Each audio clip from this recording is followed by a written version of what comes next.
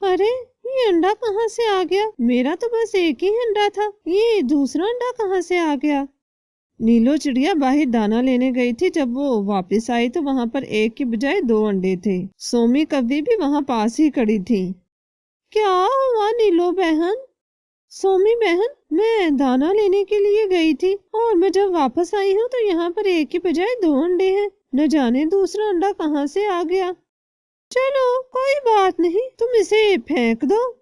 نہیں سومی بہن، میں یوں کسی معصوم کی جان نہیں لے سکتی، یہ اولاد ہے۔ میں ایسا کرتی ہوں کہ اس کو بھی ساتھ ہی رکھ لیتی ہوں اور اپنے انڈے کے ساتھ ساتھ میں اس انڈے پر بھی بیٹھ جایا کروں گی۔ میں تو کہتی ہوں اسے پھینک ہی دو، نہ جانے اس کے ماں پتا کون ہیں اور کہاں ہیں، کہاں اس کی زندگی بھر کی ذمہ داری اٹھاؤ گی۔ جب وقت آئے گا تب دیکھی جائے گی، میں اٹھا لوں گی ذمہ داری۔ ٹھیک ہے، تمہاری مرضی۔ اچھا میں اب چلتی ہوں۔ شام کو جب ٹنکو گھر آتا ہے تو وہ بھی اس سے دوسرے انڈے کے بارے میں پوچھتا ہے۔ نیلو اسے ساری بات بتاتی ہے۔ نیلو اچھی طرح سے سوچ سمجھ لو، نہ جانے یہ کس کا انڈا ہے، یہ نہ ہو ہم کل کو کسی مصیبت میں پھنس جائیں۔ تم فکر مت کرو، ایسا کچھ نہیں ہوگا، اوپر والا سب ٹھیک ہی کرے گا۔ اسی طرح دن بیتتے گئے اور پھر نیلو کا ایک انڈا پھوٹ گیا۔ ایک دم سے ان کی خوشی افسوس میں بدل گئی۔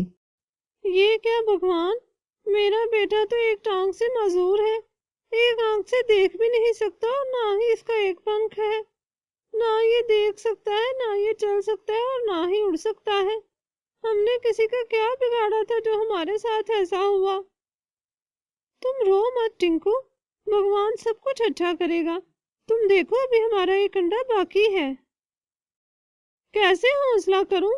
اور وہ کون سا ہمارا انڈا ہے؟ نہ جانے کس کا ہے۔ ہمارا بیٹا تو نہ ٹھیک سے دیکھ سکتا ہے نہ چل سکتا ہے۔ کچھ ہی دن اور اس طرح بیت جاتے ہیں۔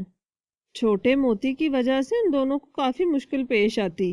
وہ اس کو اکیلا بھی چھوڑ کر نہیں جا سکتے تھے اور نہ ہی اس کو ساتھ دے جا سکتے تھے۔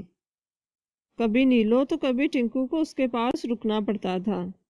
کچھ ہی دن بعد دوسرا انڈا بھی پھوٹ جاتا ہے۔ وہ ایک ننھا چوزا تھا۔ اوہ، تو یہ مرغی کا انڈا تھا۔ میں اسے کوکو کہا کروں گی۔ کتنا سندر ہے یہ۔ بھگوان تیرا شکر ہے کہ میرا دوسرا بیٹا ٹھیک ہے، یہ ٹھیک سے چل بھی سکتا ہے اور دیکھ بھی سکتا ہے۔ ماں، یہ کون ہے؟ بیٹا یہ تمہارا بھائی ہے کوکو۔ لیکن ماں، یہ تو ہم جیسا نہیں لگتا، نہ ہی تم پر لگتا ہے اور نہ ہی بابا پر۔ ہاں بیٹا، اس سے کیا فرق پڑتا ہے، تم بس یہ یاد رکھو کہ یہ تمہارا بھائی ہے۔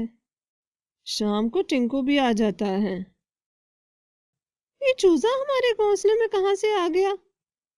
یہ کوکو ہے، وہ دوسرا انڈا تھا نا، اس سے نکلا ہے۔ کتنا سندر ہے۔ بھگوان نے اگر ہمارے ایک بیٹے کو ایک آنکھ نہیں دی تو دوسرا ہمارے پاس بھیج دیا ہے۔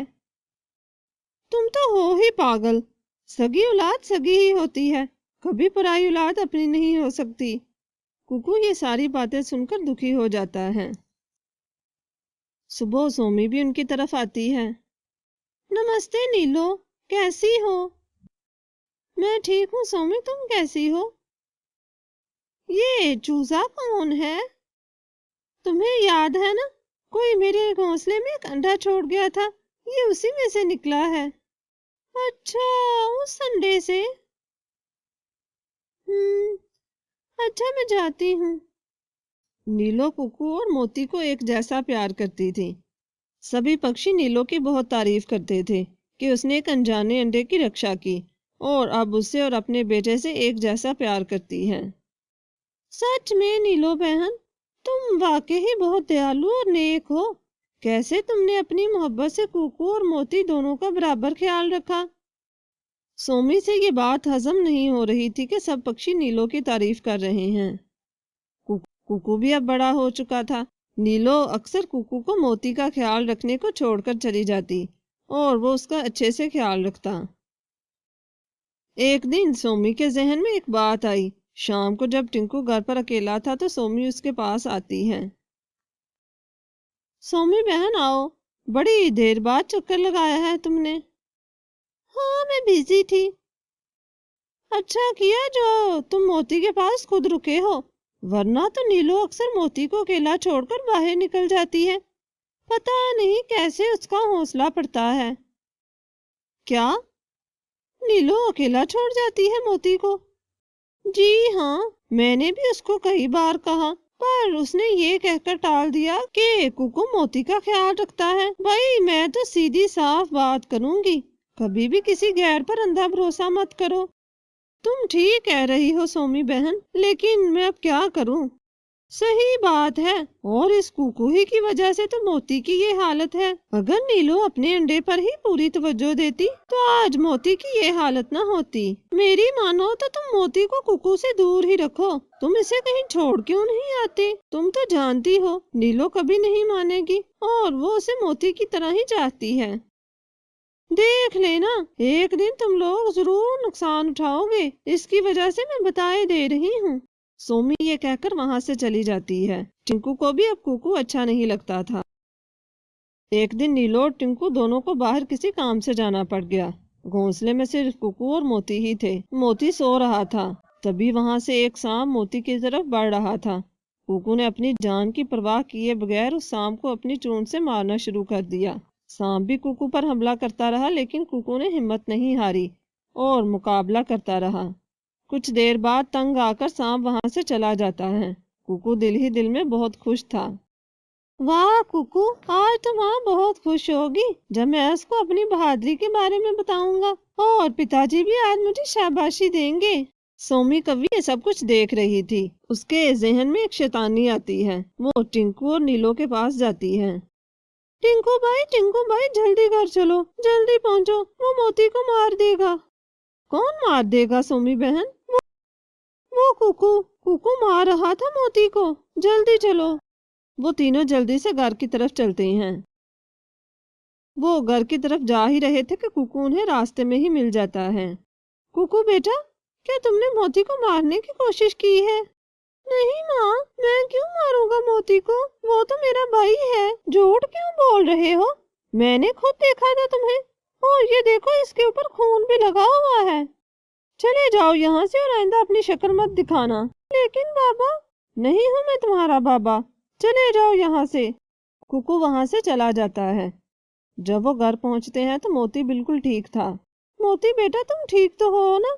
تمہیں کچھ ہوا تو نہیں؟ نہیں، مجھے کیا ہونا تھا؟ کوکو بھائی نے تو میری رکشا کی ہے۔ آپ کو پتا ہے ایک سانپ آیا تھا، وہ مجھے مارنے ہی لگا تھا کہ کوکو بھائی بیچ میں آ گئے۔ انہوں نے اپنی جان کی پرواہ نہیں کی اور سانپ پر حملہ شروع کر دیا اور اسے مار مار کر بھگا دیا۔ وہ خود بھی کافی زخمی ہو گئے ہیں۔ کیا کوکو نے تمہاری جان بچائی؟ لیکن سومی بہن تو کہہ رہی تھی کہ کوکو تمہیں مار رہا تھا۔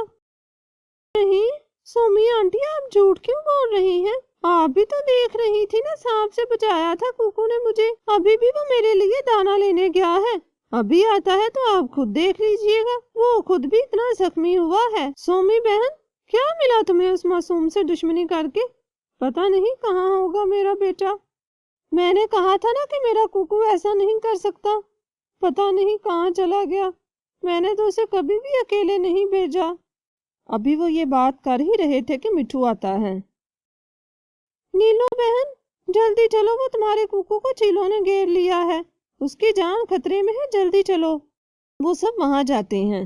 نیلو اور ٹنکو اپنی جان کی پرواہ کیے بغیر چیل کے سامنے جا کھڑے ہوتے ہیں۔ ٹنکو، نیلو، تم لوگ بیچ میں مت آؤ، یہ ایک چوزا ہے، تم لوگوں کا اس سے کوئی تعلق نہیں۔ یہ بیٹا ہے ہمارا چیل، تم کہیں اور جا کر شکار کر لو۔ ہاں بیٹا، تم لوگ چلے جاؤ، موتی گھر پر اکیلا ہوگا، اب میری پرواہ مت کرو۔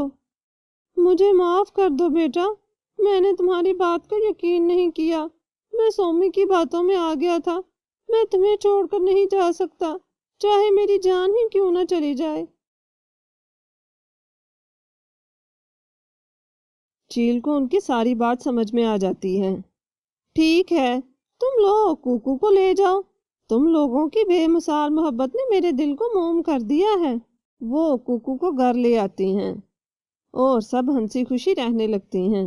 اس کہانی سے ہمیں یہ سیکھ ملتی ہے کہ محبت صرف خون کے رشتوں سے نہیں ہوتی، محبت تو ایک احساس ہے۔ اگر دل میں احساس ہے تو پرائے بھی اپنے بن جاتے ہیں، اور ہمیں دوسروں کو اپنی صفائی کا موقع دینا چاہیے اور یوں ہر کسی کے کہنے پر اپنوں سے دور نہیں ہونا چاہیے۔